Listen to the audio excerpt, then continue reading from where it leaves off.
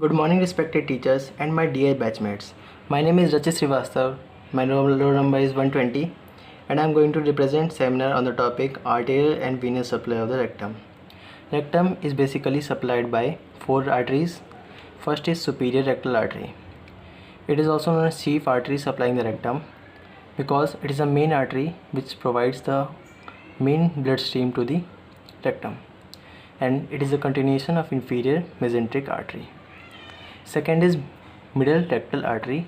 These are two in numbers and it is a branch of anterior division of internal iliac artery. Third is inferior rectal artery. These are two in numbers and it is a branch of internal pudendal artery. Fourth is median sacral artery. It is a branch of abdominal aorta.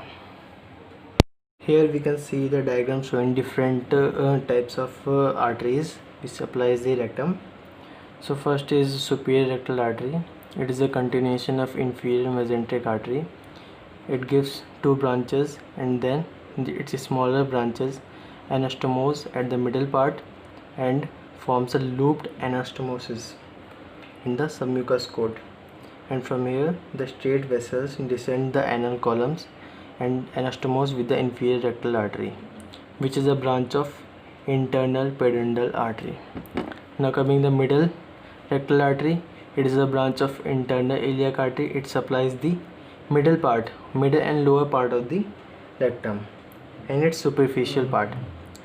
And the inferior rectal artery, it supplies the perianal skin and anal sphincter, and it anastomose with the branch of superior rectal artery as at the pectinate line. The last is median sacral artery. It is present in the posterior part of the rectum and it descends in the median plane, and it is a direct branch of abdominal aorta. Let us now discuss the venous drainage of the rectum. Venous blood from the rectum is drained by these following veins: the superior rectal vein, the middle rectal vein, the inferior rectal vein. This is 1 in number and both of these are 2 in number. Rectal vein arises from it can arise from the internal venous plexus and the external venous plexus. The internal venous plexus is present in the submucous cord and it surrounds anal canal above the Hilton's line. The external venous plexus, it is present in the perianal skin, external anal sphincter, and surrounds the anus.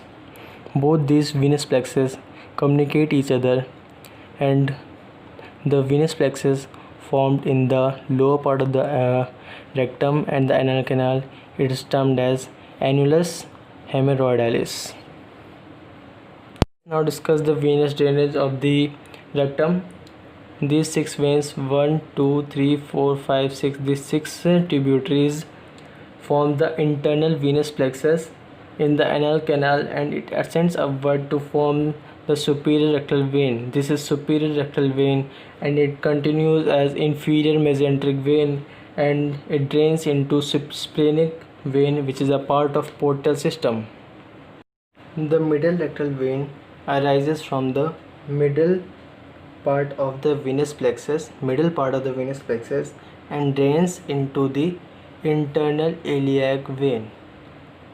The middle part drains from the middle venous plexus and drains into the internal iliac vein, and the lower part, the inferior rectal vein, it arises from the lower part of the venous plexus. The venous plexus present in the lower part, it forms the inferior rectal vein and it drains into the internal pudendal vein.